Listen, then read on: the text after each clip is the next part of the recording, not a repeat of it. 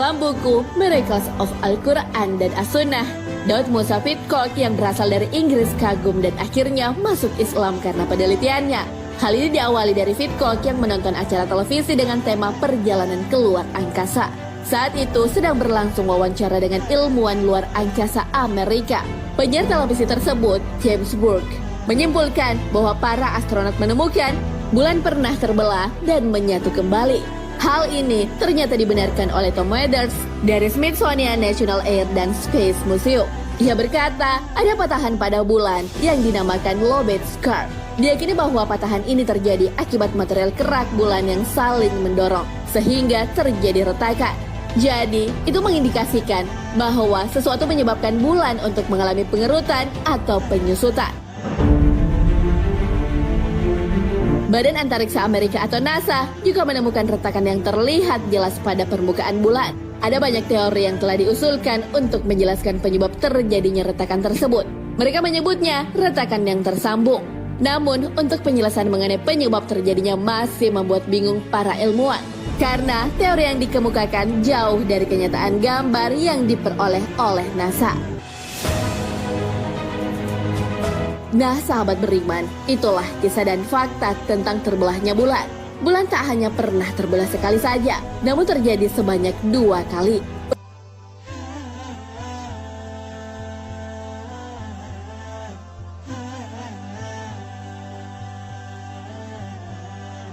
Tiba ini mobil kejatuhan pipa. Waduh, ini pipanya pipa raksasa lagi yang menimpa tepat di antara kap mesin dan juga kaca depan mobil. Sang sopir ini yang belum diketahui namanya ini selamat. Dia keluar dengan sendirinya tanpa bantuan dari kaca mobil depan yang pecah. Namun ia mengalami cedera pada bagian kakinya. Pipa raksasa ini diketahui berasal dari krain milik sebuah proyek yang tidak jauh dari lokasi kejadian. Dan diduga tali pengait antara krain dan juga pipa ini terputus dan menimpa mobil tersebut. Untuk selamat ya. Aduh. Luar biasa, itu udah kayak apa ya? Kayak potongan kue yang kejatuhan pisau. Itu di dalam ada orang ya loh.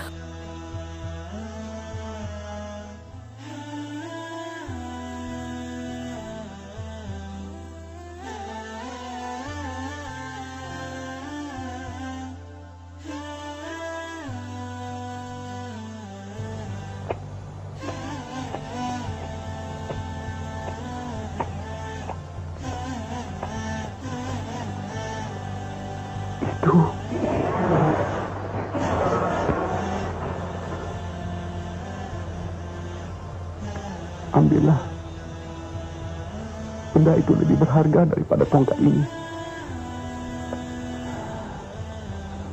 Dengan emas-emas itu, Kisanak bisa berbuat apa saja. Apa yang Kisanak inginkan sudah di depan mata. Dapatkanlah. Selagi Allah memberi kesempatan, ambil dan gunakan dengan sebaik-baiknya.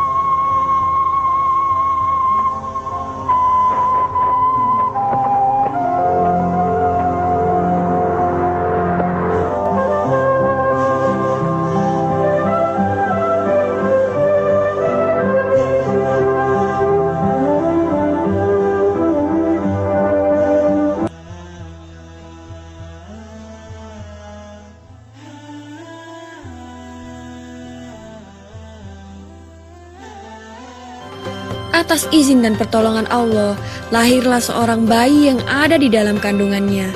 Bayi mungil dan suci itu diberi nama Isa.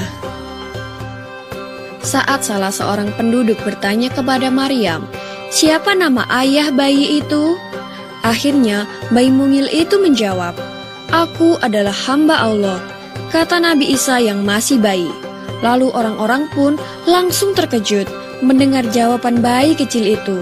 Bayi itu membuktikan bahwa Maryam adalah seorang perempuan yang suci, mengandung seorang bayi karena kehendak Allah semata.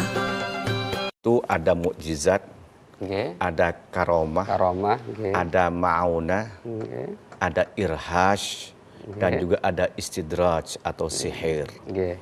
Nah, kalau amrun khariqun lil ada, satu kejadian di luar kebiasaan manusia yang irasional itu terjadi kepada Nabi, itu namanya dinamakan dengan mukjizat. Di bawah itu amrun khariqun lil ada, manahullahu li auliyaihi. Satu kejadian di luar kebiasaan manusia yang irasional tadi itu. Ya, terjadi kepada para wali-wali Allah, itu dinamakan dengan karomah atau keramat. Gitu. Ya. Nah, keramat itu ya hampir sama dengan mukjizat. Bisa membuat suatu yang aneh ya, merubah satu bentuk ke bentuk yang lain, bisa membantu menyembuhkan orang lain dengan izin Allah Subhanahu wa taala. Hampir sama dengan itu. Cuma dilakukan oleh seorang wali, bukan seorang nabi, yaitu dinamakan dengan karomah. Contoh menyembah Sunan Ampel, Mbah Sunan Giri, kemudian ya Sunan Kalijogo, Mbah Khalil Bangkalan. Para auliaillah itu ada beberapa kisah itu mendapatkan karomah. Tentu tidak gampang percaya orang, karena ini irasional. Menurut yang saya pernah dengar, Mbah Khalil Bangkalan pernah mau menyeberang dari Bangkalan ke Surabaya, ke Perak ini. Waktu itu belum ada Suramadu, belum ada Joko Tole ya. Akhirnya cuma naik ke Lompen di atas laut itu bisa. Nah, tentu hal ini di luar kemampuan otak manusia. Tapi kalau dilakukan oleh seorang waliullah, itu dinamakan dengan karomah. Gitu. Di bawah itu ada namanya itu ma'unah, yaitu pertolongan Allah Subhanahu wa taala, yaitu di mana satu kejadian di luar kebiasaan manusia yang dianugerahkan oleh Allah kepada para orang-orang soleh yang ahli ibadah kepada Allah. Ya. Nah, orang-orang soleh ahli ibadah ini oleh Allah diberikan ma'unah, pertolongan oleh Allah, sehingga dengan izin Allah Subhanahu wa taala mungkin dia itu bisa berbuat sesuatu yang nyeleneh, yang irasional. Kemudian perbedaan karomah dengan ma'unah, sedikit. Kalau karomah itu untuk para wali Allah. Kalau ma'unah kepada orang-orang soleh yang belum tingkatan wali. Apakah sama-sama bisa diusahakan? Kalau karomah itu kalau karomah tanpa usaha. Tanpa usaha. Mukjizat karomah itu tanpa usaha. Memang Allah yang memberikan seperti itu. Tapi kalau ma'unah itu ada yang muktasab, ada yang ghairu muktasab. Gitu. Ada yang melalui usaha, ada yang tidak melalui usaha. Yang melalui usaha itu artinya mungkin dia memang mempunyai amalan-amalan tertentu, zikir-zikir tertentu, wirid-wirid tertentu yang menurut mujiznya yang memberikan ijazah itu punya khasiat ini. Itu bisa. Itu bisa. Itu namanya itu yang ma'unah muktasab. Nah, ada yang ghairu muktasab, artinya ya dia orang soleh, ahli ibadah, ahli zikir ya. Lalu oleh Allah diberikan khadam malaikat umumnya ya karena mereka yang yakuna amanu sumastaqamu tatanazzalu alaihimul malaikah, oleh Allah itu diberikan khadam malaikat, lalu oleh Allah diberikan kekuatan di luar kebiasaan manusia yang irasional itu yang ma'unah ghairu muktasab. Begitu. Ada juga irhash. Irhash itu juga yang irasional diberikan oleh Allah kepada calon nabi atau calon rasul. Dan sekarang nggak ada ya sudah nggak ada irhash itu. Seperti umumnya Nabi Isa bisa itu berbicara. Rasulullah yang waktu itu belum jadi nabi, ketika berangkat ke Syam dilindungi oleh awan itu merupakan irhash ya. Nah, mukjizat, karomah, ma'unah, irhash ini baik. Anugerah dari Allah Subhanahu wa taala. Ya. Ada yang tidak baik, yaitu istidraj ataupun sihir ataupun kahanah, itu merupakan hal yang tidak baik. Apa itu istidraj ataupun sihir ataupun kahanah?